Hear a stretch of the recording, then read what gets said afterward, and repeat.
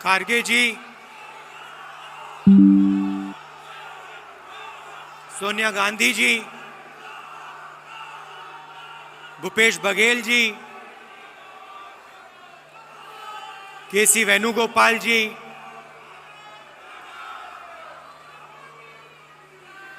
Priyanka Gandhi ji, stage पे Congress party के सब वरिष्ठ नेता, हमारे प्यारे कार्यकर्ता, भाइयों और बहनों, प्रेस के हमारे मित्रों, आप सबका यहाँ बहुत बहुत स्वागत। और जो लोग इस अधिवेशन को टेलीविजन पे अलग अलग स्टेट्स में देख रहे हैं, उनका भी मैं आज यहाँ स्वागत करता हूँ।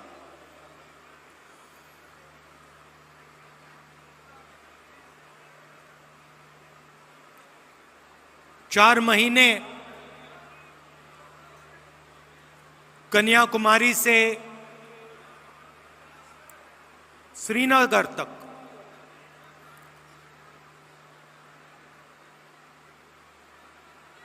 भारत जोड़ो यात्रा हमने की।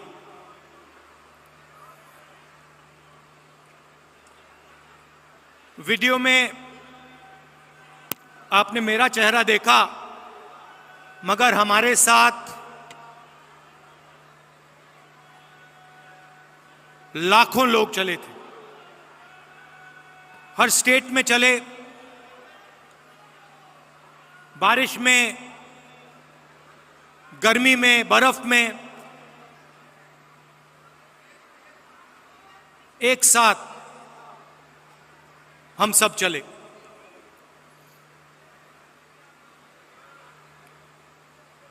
बहुत कुछ सीखने को मिला।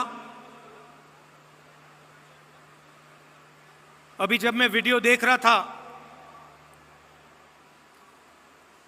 मुझे बातें याद आ रही थी।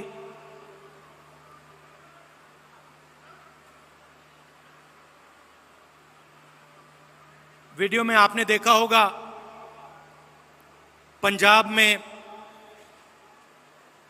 एक मैकेनिक आकर मुझसे मिला।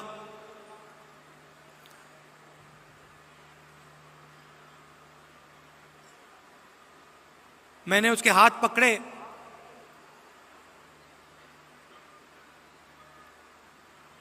और सालों की जो तपस्या थी उसकी, सालों का जो दर्द था, जो खुशी, जो दुख, जैसे ही मैंने उसके हाथ पकड़े,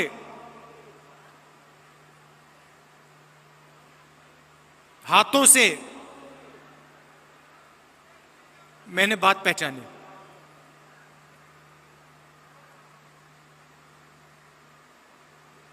वैसे ही लाखों किसानों के साथ जैसे ही हाथ पकड़ते थे, जैसे ही हाथ मिलाते थे, गले लगते थे, एक ट्रांसमिशन सा हो जाता था। शुरुआत में बोलने की जरूरत होती थी, क्या करते हो, कितने बच्चे हैं, क्या मुश्किलें हैं।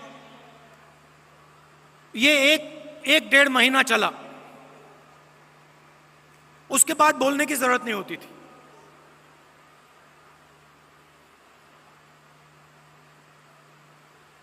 जैसे ही हाथ पकड़ा,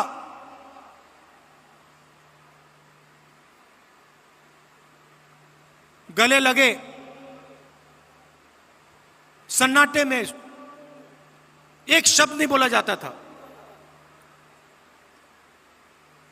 मगर जो उनका दर्द था, जो उनकी मेहनत थी, एक सेकंड में मुझे समझ आ जाती थी। और जो मैं उनसे कहना चाहता था, बिना कुछ बोले वो समझ जाते थे। अभी मैंने देखा, आपने वो बोट रेस देखी होगी केरल में।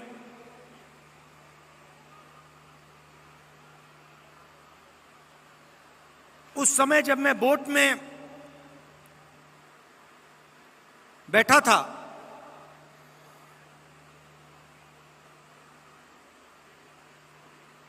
पूरी टीम के साथ मैं रोइंग कर रहा था, मेरे पैर में भयंकर दर्द था। मैं उस फोटो में मुस्कुरा रहा हूं, मगर मेरे दिल के अंदर रोना आ रहा था, इतना दर्द था।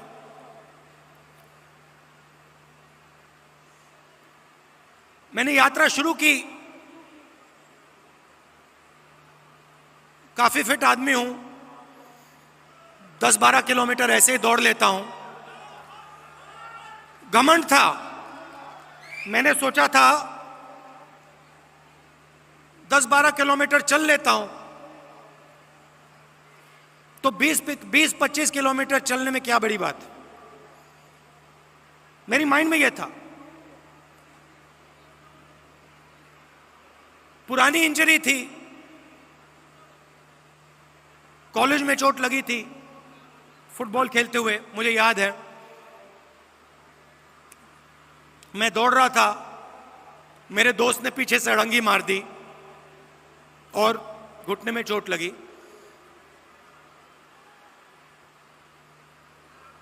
दर्द गायब हो गया था, सालों के लिए दर्द गायब था। और अचानक जैसे ही मैंने यात्रा शुरू की, दर्द वापस आ गया।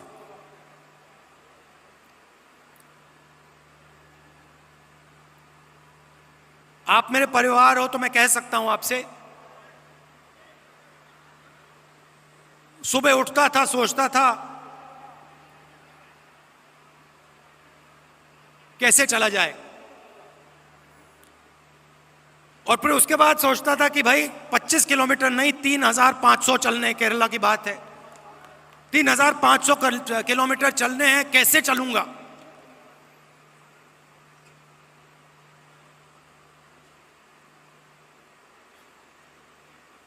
और फिर कंटेनर से उतरता था,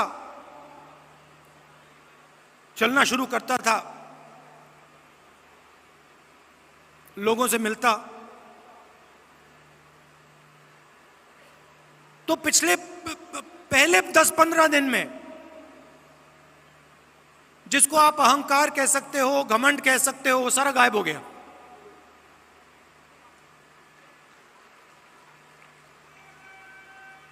क्यों गायब हुआ?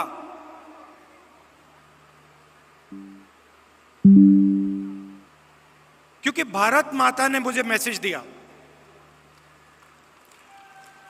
देखो तुम अगर निकले हो,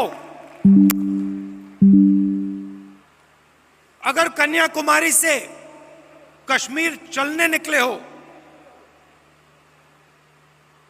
तो अपने दिल से अहंकार मिटाओ, घमंड मिटाओ, नहीं तो मत चलो। और मुझे ये बात सुननी पड़ी, मुझे ये बात सुननी पड़ी। मुझ में उतनी शक्ति नहीं थी कि मैं इस बात को ना कर कश्मीर तक, और आस्ते आस्ते मुझे जो यूपी के कार्यकर्ता है को समुद्र की सेक्रेटरी अपनी राजनीति के मेरी आवाज चुप होती गई। सोनिया गांधी जी पहले एक नए किसान से मिलता था, कौन सी कहना चाहता हूं, मैं उसको इसको गौर से सुनिए, अपना ज्ञान समझाने की कोशिश करता। अनएम्प्लॉयमेंट, थोड़ी जो मुझ में जानकारी है खेती के बारे में, मनरेगा के बारे में,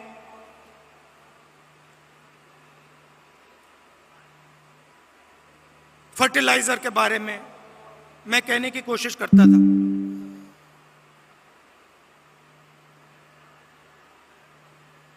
आस्ते आस्ते ये सब बंद हो गया।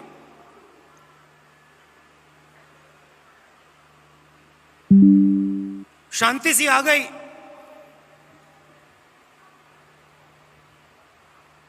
और सन्नाटे में मैं सुनने लगा।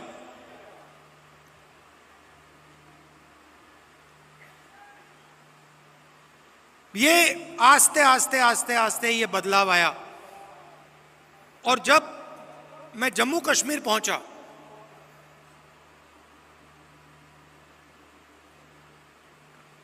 वो भी अजीब सी बात थी। जब मैं जम्मू कश्मीर पहुंचा, मैं बिल्कुल चुप हो गया।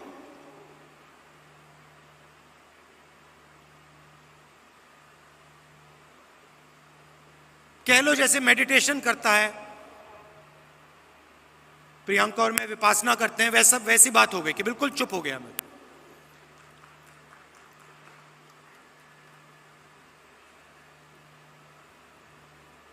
मां बैठी हैं,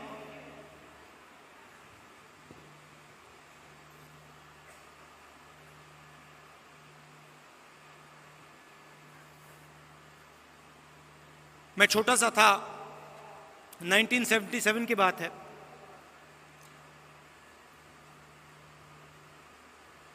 चुनाव आया, मुझे चुनाव के बारे में कुछ मालूम नहीं था, 6 साल का था मैं। एक दिन घर में अजीब सा माहौल था। मैं मां के पास गया, बैठी हुई हैं, इधर नहीं देख रही हैं।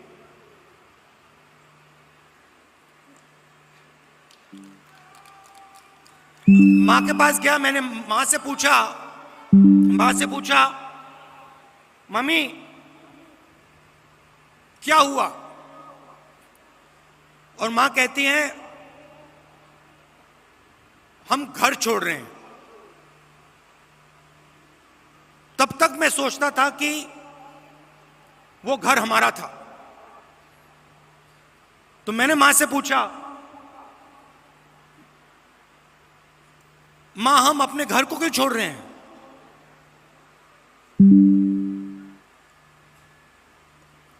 और पहली बार मां ने मुझे बताया कि राहुल ये हमारा घर नहीं है, ये सरकार का घर है और अब हमें यहां से जाना है।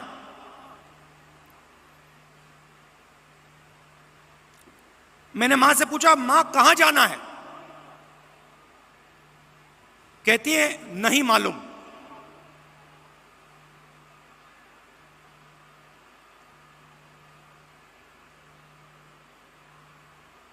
नहीं मालूम कहां जाना है। मैं हैरान हो गया। मैंने सोचा था कि वो हमारा घर था।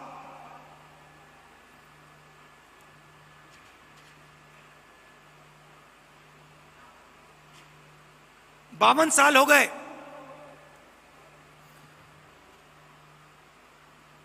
मेरे पास घर नहीं है, आज तक घर नहीं है।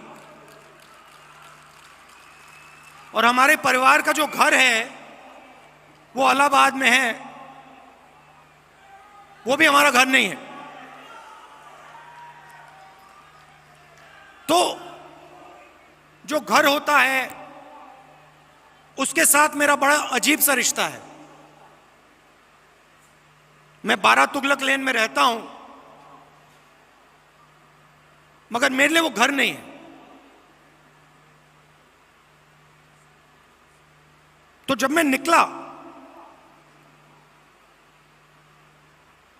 कन्याकुमारी से निकला, मैंने अपने आप से पूछा कि भाई मेरी जिम्मेदारी क्या बनती है। अब मैं चल रहा हूं, भारत का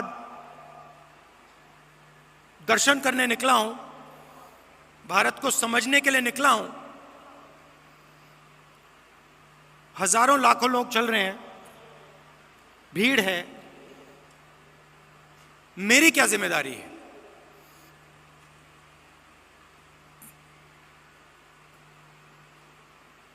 मैंने थोड़ी देर सोचा और फिर मेरे दिमाग में एक आइडिया आया।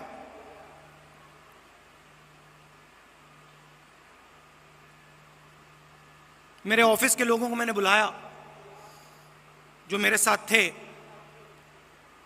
मेरे साथ चल रहे थे, मैंने उनको कहा देखिए यहां पे हजारों लोग चल रहे हैं, धक्का लगेगा, लोगों को चोट लगेगी, बहुत भीड़ है, हमें एक काम करना है, मेरे साइड में, मेरे सामने 20-25 फुट आगे, इस तरफ 20-25 फुट, इस तरफ 20-25 फुट, ये जो जगह है, ये जो खाली जगह है जिसमें हिंदुस्तान के लोग आएंगे, हमसे मिलने आएंगे,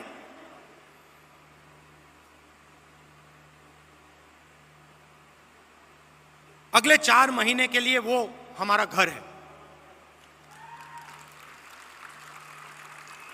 मतलब ये घर हमारे साथ चलेगा।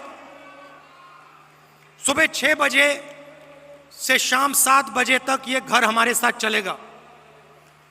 और मैंने सबसे कहा देखिए इस घर में जो भी आएगा, अमीर हो गरीब हो,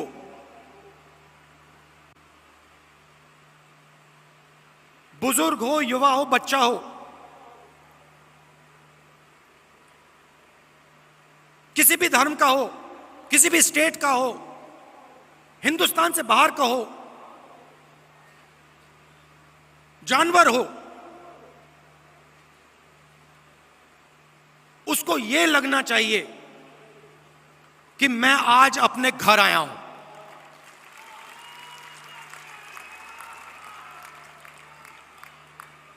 और जब वो यहां से जाए उसे लगना चाहिए कि मैं अपने घर को छोड़ के जा रहा हूं। छोटा सा आइडिया था, मगर इसकी गहराई मुझे तब नहीं समझ आई। जैसे ही मैंने यह किया,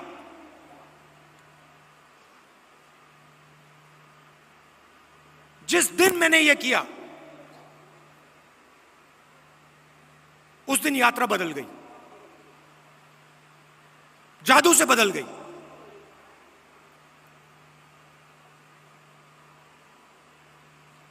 लोग मेरे साथ राजनीतिक बात नहीं कर रहे थे।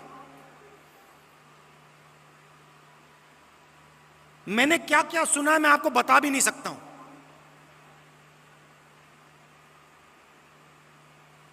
हिंदुस्तान की महिलाओं ने मुझे क्या कहा है इस देश के बारे में, मैं आपको बता नहीं सकता हूं।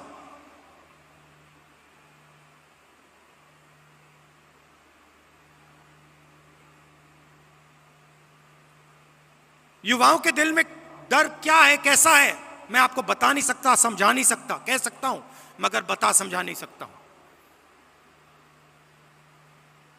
कितना बोझ उठा रहे हैं।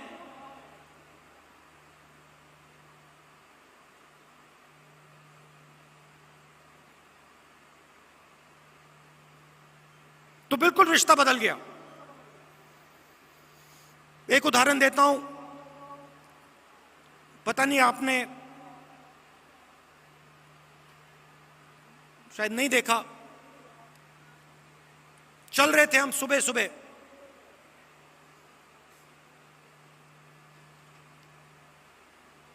साइड में एक महिला भीड़ में खड़ी थी। झिझक के उसने ऐसे किया मुझे। जैसे ही मैंने देखा मैंने उसको बुलाया। मुझे बात अजीब सी लगी।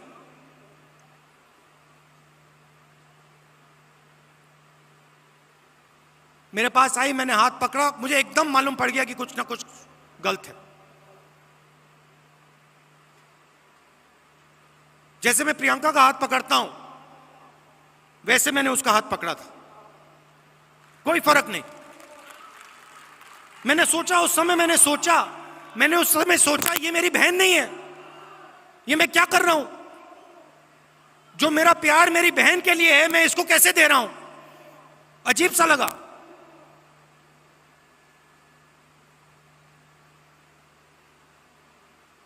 मुझे मेरा हाथ पकड़ती है, कहती है राहुल जी भैया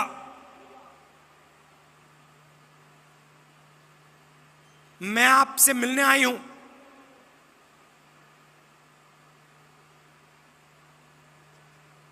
क्या बात है? मेरा पति मुझे मार रहा है, पीट रहा है।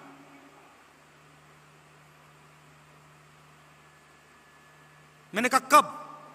कहती है अभी अभी वो मुझे मार रहा था, मैं घर से भागी हूं आपसे मिलने। तो मैंने कहा कि पुलिस को बुलाएं। कहती है नहीं नहीं नहीं, पुलिस को नहीं बुलाइए।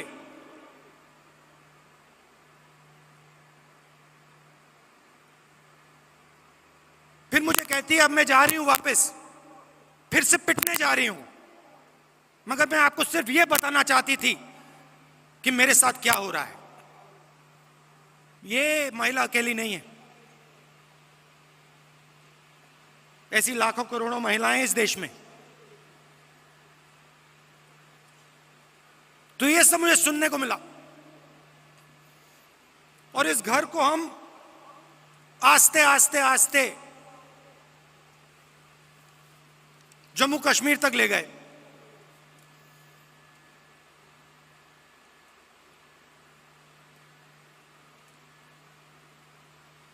पता नहीं, शायद मेरा परिवार सालों पहले वहां से आया।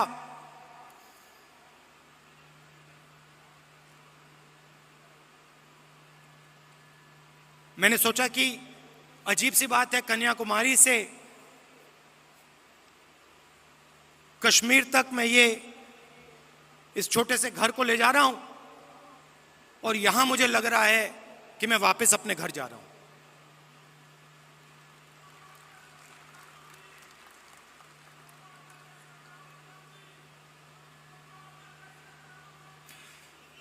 कश्मीर में हम घुसते हैं,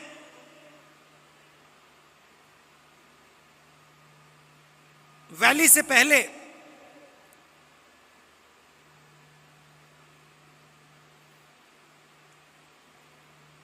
बर्फ है, धूप है,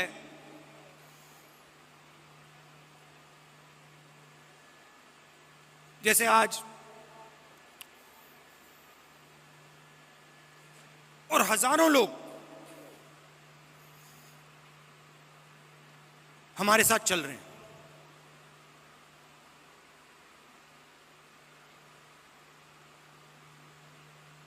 एक लड़का आता है मेरे पास, मेरे साथ चलता है और मुझसे कहता है राहुल जी मैं आपसे एक सवाल पूछना चाहता हूं। मैंने कहा क्या? कहता है राहुल जी जब कश्मीर के लोगों को दुख होता है, जब हमारे दिल में चोट लगती है,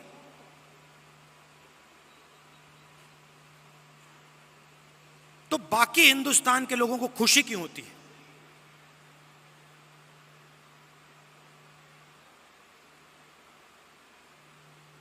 मैंने कहा गलतफहमी में हो, ऐसी कोई बात नहीं है। मैं कन्याकुमारी से यहां तक आया हूं, मैं दावा देके कह सकता हूं कि करोड़ों लोगों के दिल में यह भावना नहीं है। करोड़ों लोग हर हिंदुस्तानी के दर्द के साथ, हर हिंदुस्तानी के साथ खड़े हैं। चुने हुए लोग हैं, मैंने कहा चुने हुए लोग हैं जो खुश होते हैं।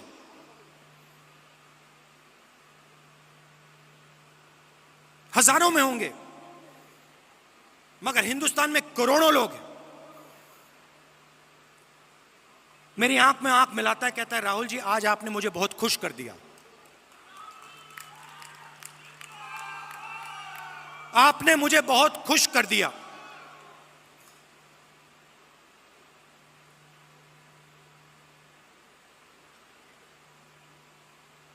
बातचीत करते हुए मैं देख रहा था चारों ओर तिरंगा, सड़क पे तिरंगा, पहाड़ों पे तिरंगा, पीछे तिरंगा, आगे तिरंगा, सब जगह तिरंगा।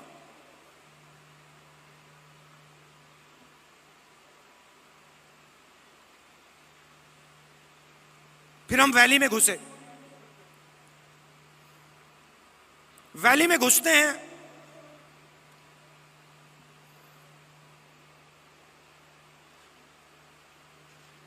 बादल छा जाते हैं,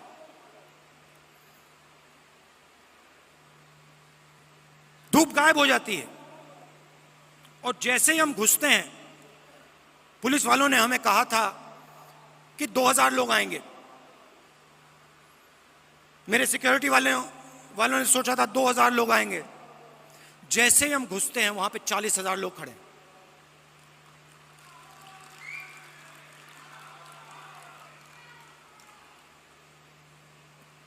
जैसे ही पुलिस वालों ने 40,000 लोगों को देखा, रस्सी छोड़ के भाग गए। हम देख रहे हैं, जिसको रोप पार्टी कहते हैं, वो सब गायब हो गई।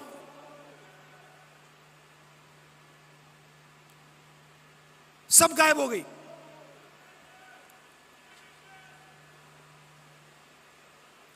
मैं देख रहा था,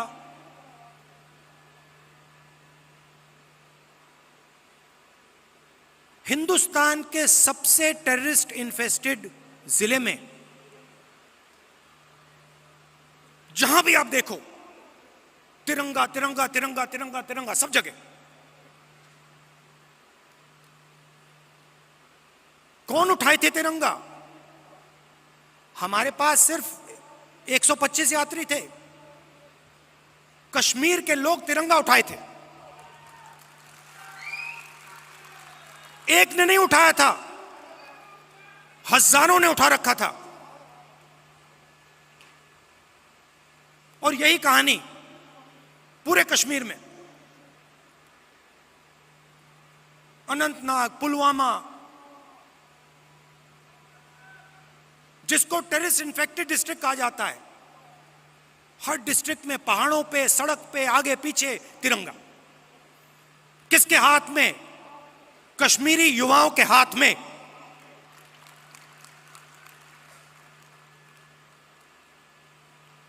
सीआरपीएफ के लोग मुझसे कह रहे, भैया ये तो हमने कभी जिंदगी में नहीं देखा, ये क्या हो गया?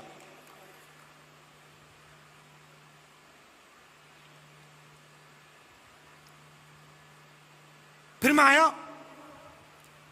पार्लियामेंट में मैंने प्रधानमंत्री जी का भाषण सुना।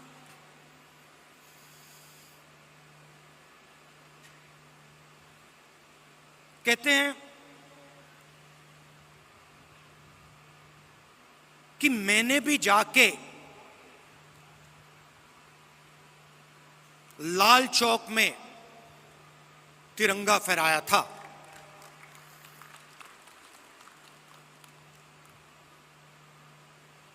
मैं सुन रहा था, मैंने सोचा, देखिए, हिंदुस्तान के प्रधानमंत्री को बात समझ नहीं आई, बात समझ नहीं आई।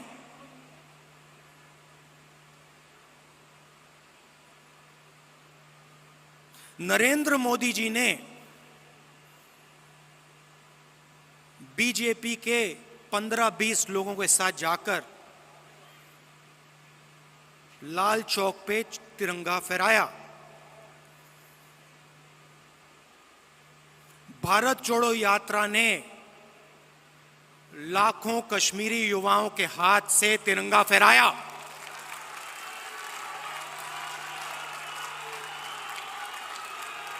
प्रधानमंत्री को फर्क नहीं समझ आया। हमने हिंदुस्तान की भावना, इस झंडे की भावना जम्मू कश्मीर के युवाओं के अंदर डाल दी। आपने अपने झंडे की भावना जम्मू कश्मीर के युवाओं से छीन ली। यह फर्क है हम में और आप में।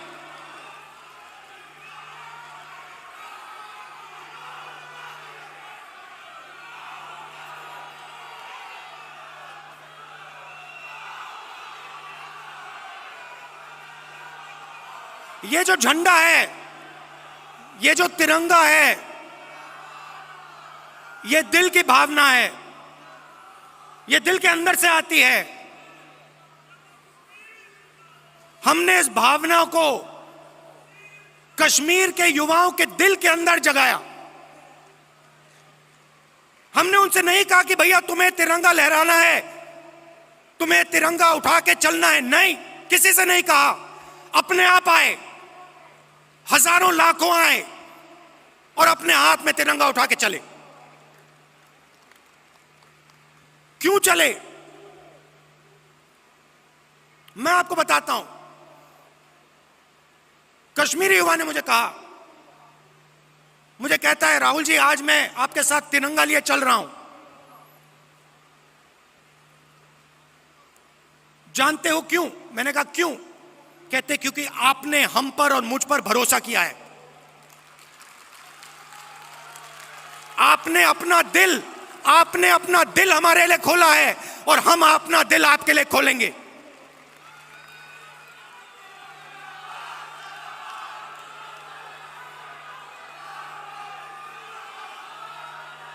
यह फर्क है। हिंदुस्तान एक भावना है, एक सोचने का तरीका है, इज्जत है, आदर है, मोहब्बत है। और ये जो झंडा है, जो तिरंगा है, इसका इस भावना का ये चिन्ह है। और भारत जोड़ो यात्रा ने इस भावना को पूरे देश में फैलाया है। और यह काम राहुल गांधी ने नहीं किया है, यह काम कांग्रेस के कार्यकर्ता ने किया है, कांग्रेस के नेताओं ने किया है, हिंदुस्तान की जनता ने किया है।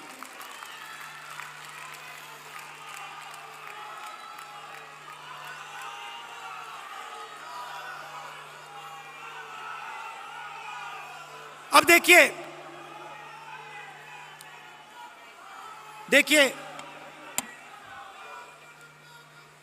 सरकार की सोच के बारे में आज आपको बताना चाहता हूं। कुछ दिन पहले इंटरव्यू में एक मंत्री ने कहा कि चाइना की इकोनॉमी हिंदुस्तान की इकोनॉमी से बड़ी है, तो हम उनसे कैसे लड़ सकते हैं। चाइना की इकोनॉमी हिंदुस्तान की इकोनॉमी से बड़ी है, तो हम उनसे कैसे लड़ सकते हैं।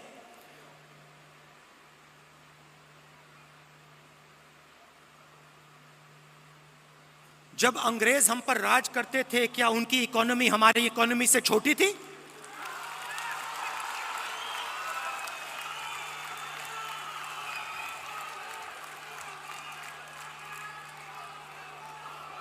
लड़ाई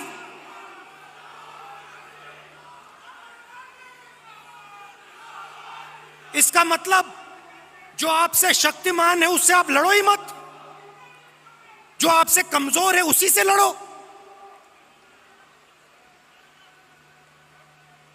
इसको कायरता कहा जाता है।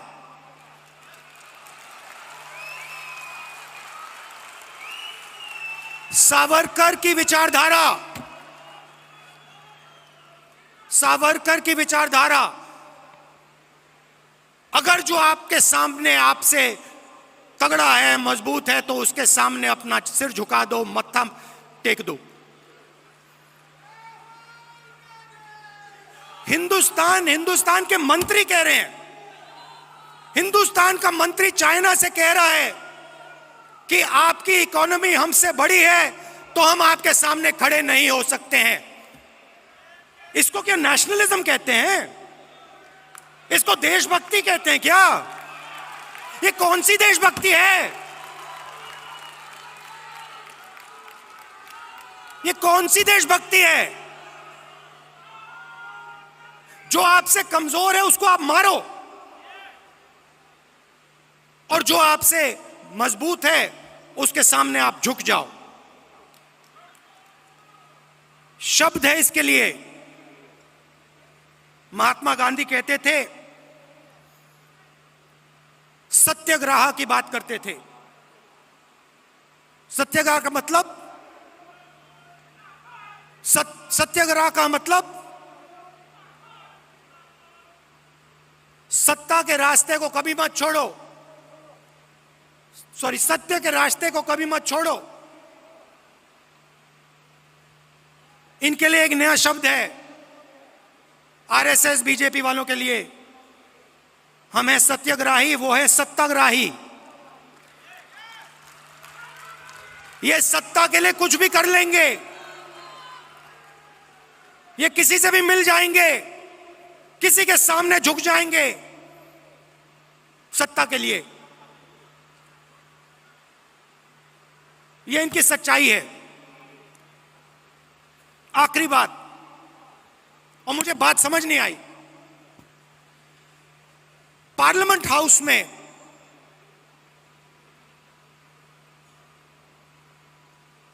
मैंने एक उद्योगपति पे आक्रमण किया, अदानी जी पे मैंने आक्रमण किया। मैंने कहा कि अदानी जी 609 नंबर से दूसरे नंबर तक कैसे पहुंचे। आपकी जो फॉरेन पॉलिसी बनती है, चाहे वो बांग्लादेश हो, चाहे वो इजराइल हो, ऑस्ट्रेलिया हो, श्रीलंका हो, सब जगह उनको फायदा मिलता है। इजराइल में सारे के सारे डिफेंस के कॉन्ट्रैक्ट मिल गए। श्रीलंका में एक व्यक्ति कहता है कि राजापाक्सा जी ने उन्हें कहा कि नरेंद्र मोदी जी ने दबाव डालकर अदानी जी को कॉन्ट्रैक्ट दिलवाया। तो मैंने सिर्फ एक सवाल पूछा, नरेंद्र मोदी जी, आपका अदानी जी से रिश्ता क्या है? मैंने और कुछ नहीं कहा, मैंने सिर्फ सवाल पूछा, भैया बता दो रिश्ता क्या है। और मैंने ऐसे फोटो दिखाई, उसमें नरेंद्र मोदी जी ऐसे बैठे हैं। नरेंद्र मोदी जी अदानी जी के हवाई जहाज में रिलैक्स करते हुए दिख रहे हैं। तो मैंने पूछा, भैया बता दीजिए रिश्ता क्या है। अब आपने नोटिस किया होगा कि पूरी की पूरी सरकार, सारे के सारे मंत्री अदानी जी की रक्षा करने लग गए।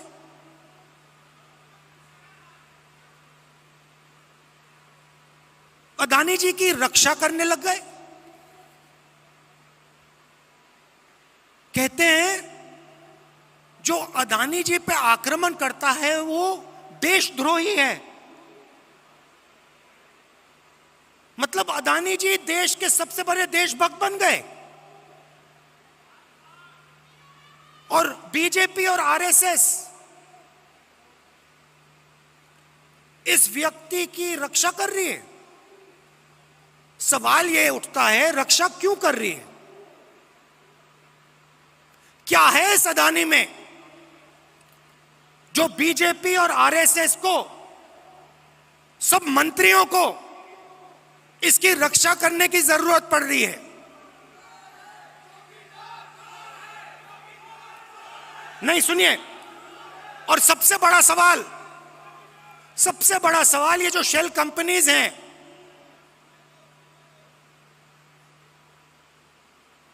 जो हजारों करोड़ रुपया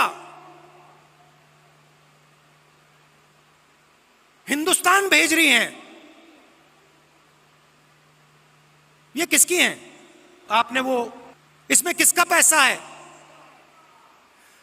अदानी जी डिफेंस इंडस्ट्री में काम करते हैं, डिफेंस इंडस्ट्री में काम करते हैं, और हिंदुस्तान की सरकार को यह भी नहीं मालूम कि अदानी जी की शेल कंपनी है बाहर। इसमें इन्वेस्टिगेशन क्यों नहीं हो रहा? जेपीसी क्यों नहीं हो रही? डिफेंस का मामला है, देश की रक्षा का मामला है, पता तो लगाना चाहिए ये पैसा किसका है, शेल कंपनीज किसकी हैं, मगर नहीं।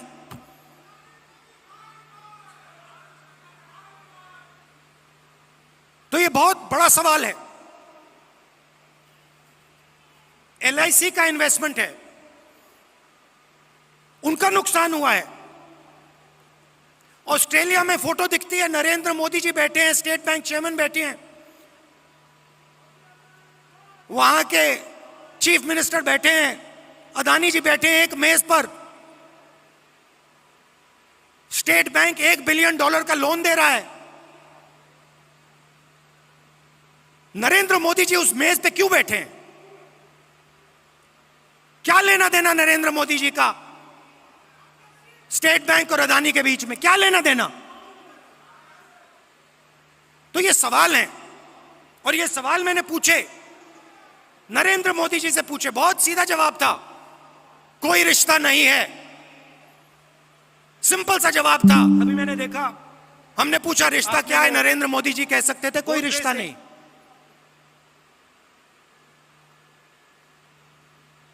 मगर रिश्ता है।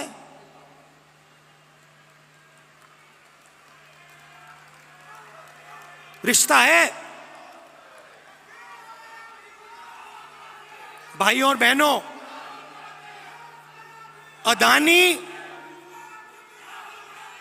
अदानी जी और मोदी जी एक हैं।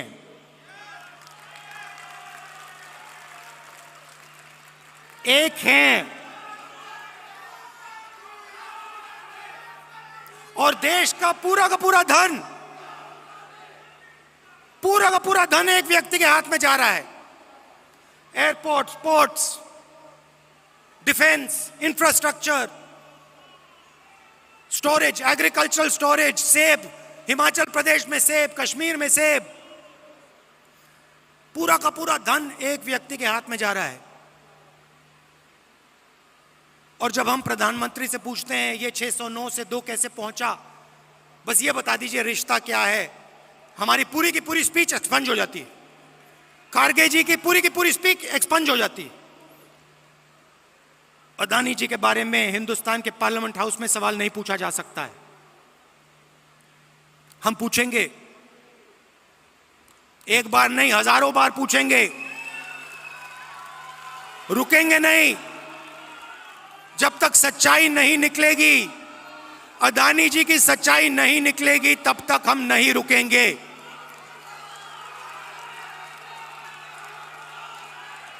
क्योंकि, और इसका एक कारण है भाइयों और बहनों, और खास तौर से जो लोग अदानी जी की कंपनी में काम करते हैं, उनसे मैं कहना चाहता हूं, ये आपकी जो कंपनी है, ये देश को नुकसान पहुंचा रही है। ये देश के पूरे इंफ्रास्ट्रक्चर को छीन रही है। भाइयों और बहनों, याद रखिए, आजादी की लड़ाई भी ईस्ट इंडिया कंपनी के खिलाफ हुई थी। वो भी एक कंपनी थी। उस कंपनी ने भी हिंदुस्तान का सारा धन, सारा इंफ्रास्ट्रक्चर,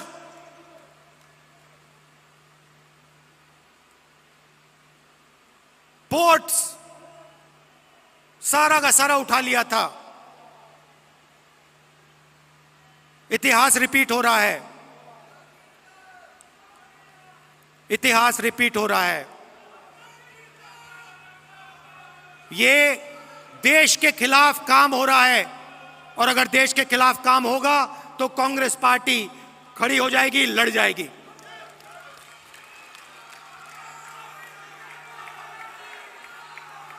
आखिरी बात कहना चाहता हूं, देखिए, यह पार्टी तपस्वियों की पार्टी है। यह पुजारियों की पार्टी नहीं है। यह तपस्वियों की पार्टी है। यह तपस्या की पार्टी है। और आपने देखा छोटी सी तपस्या की, 4 महीने की तपस्या की, और आपने देखा कांग्रेस पार्टी में कैसी जान आई, कांग्रेस पार्टी के कार्यकर्ता में कैसी जान आई, देश में कैसी जान आई। तपस्या बंद नहीं होनी चाहिए।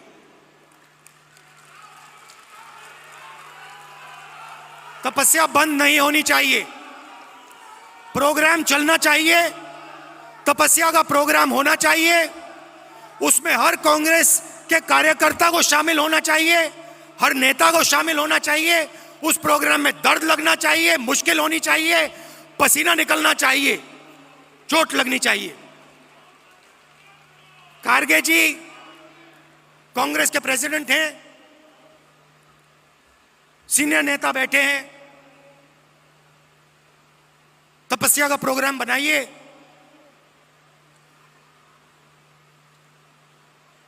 हम सब मिलकर तपस्या में शामिल होंगे, अपना खून अपना पसीना इस देश को देंगे। और जैसे मैं आपको गारंटी देता हूं, जैसे ही हम तपस्या में खड़े हो जाएंगे, पूरा का पूरा हिंदुस्तान हमारे साथ तपस्या में खड़ा हो जाएगा, क्योंकि यह देश तपस्वियों का है।